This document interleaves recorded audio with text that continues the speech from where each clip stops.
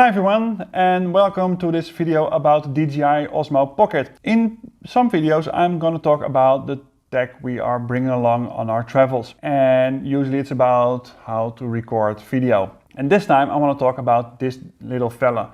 It's called DJI Osmo Pocket. It's a really small 4K camera that can fit in your pocket and it's easy to bring along. So before I continue, I want to stress out that we are in no way connected to DJI.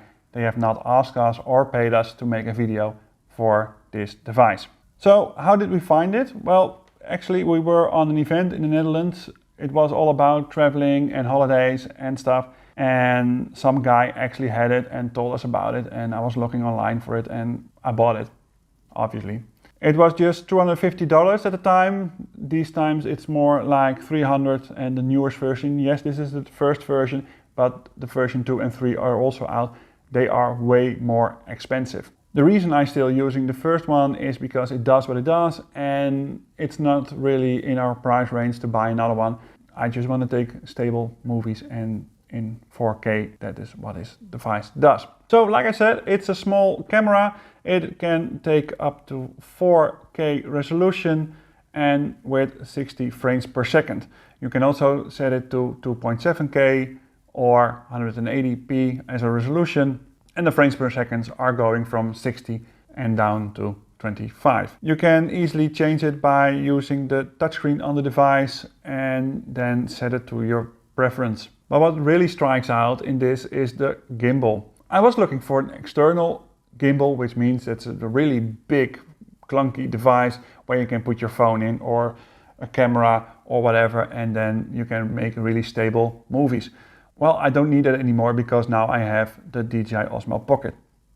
It has a built-in gimbal, 3 axis. That means that on the X, Z and Y axis I have stabilization. I've turned it on now. If I turn it, you can see that the lens will stay really in place. And that's the whole idea of this device, except for up and down, of course. So for taking videos and moving around, it's really easy and very handy to make stable movies. You can follow someone, or you can just walk around, or you can create selfie videos if you want. What also helps is that it just weighs 116 grams.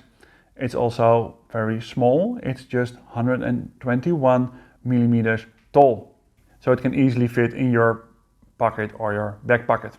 The batteries are built in and they should last 140 minutes. Is what they say. I never tried it out. I usually don't go below 30% and I charge it as soon as I come home. But just in case, I always have a power bank with me in case something has depleted. It has an SD slot which goes to 265 gigabytes. Don't go below 32 gigabytes. Otherwise you cannot store enough videos, and if you're in the middle of nowhere, you cannot buy a card that easy. So some features, one of them is the gimbal. Like I already said, that's one of the biggest advantages to this device. I love it. Another feature I haven't told you yet is the active tracking. Active tracking means that I can actively track someone in the screen. So when I'm following someone, I can double tap the screen on the device and it will set a lock on that object that moves, person or bird or another animal or something that moves, and it will track that object within its degrees. So if I exceed the 180 degrees, it will lose the subject. So that's a really cool feature, and it really helps when I'm following someone and recording a video of that person.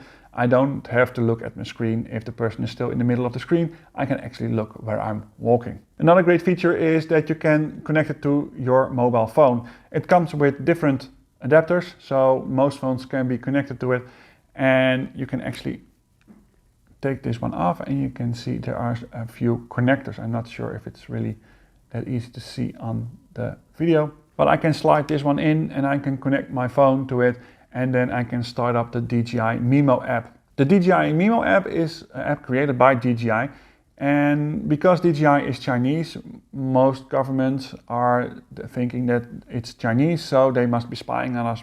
The app is not available in the app stores. Rumors are that it's coming back, but until then you can download the app from the original website of DJI and just install it on your device and then use it. One of the big advantages of using the app is that you can set up the device a little bit easier.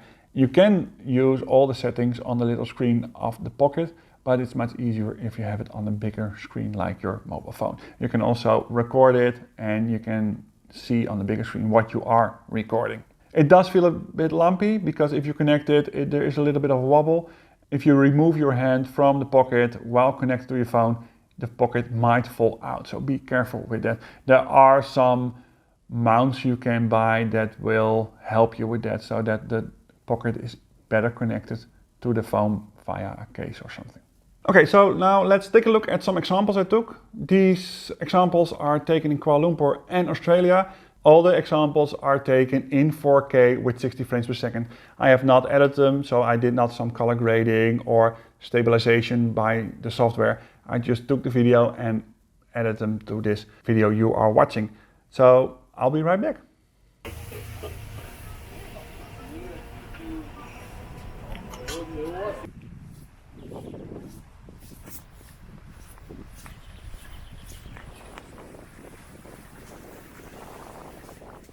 So now you have some idea about what kind of video the Pocket can take, and I hope you enjoyed it as much as I enjoyed taking the videos.